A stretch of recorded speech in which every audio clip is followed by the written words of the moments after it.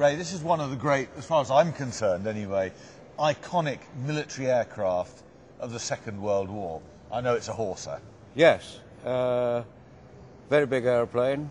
Yes. Carried two pilots who were also very tough fighting soldiers, trained into pilots by the RAF, and it carried 32 fully armed troops.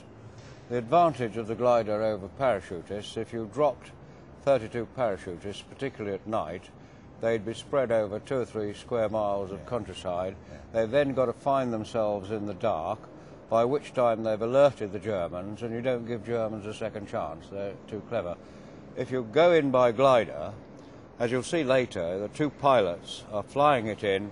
The commander of the troops inside is standing between the two pilots. He sees the ground. They're all out of there within 3 seconds, all together under control on their objective. You've achieved surprise because it's silent, and you can slaughter the lot of them before they put their jackboots on.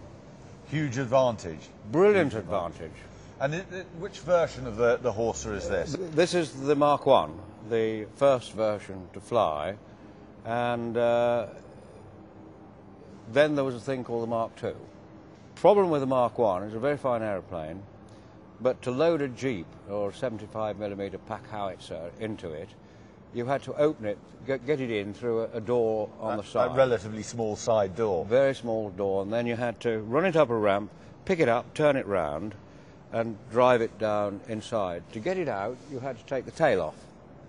Now, this was fairly easy on a nice level surface, such as we're standing on now. It would come off in about 3 seconds. Quick release bolts, cut the control cables, and off it came, and you drove out. If you were half upside down in a wreck in a ditch, it was extremely difficult. So the Mk2 was a considerable innovation.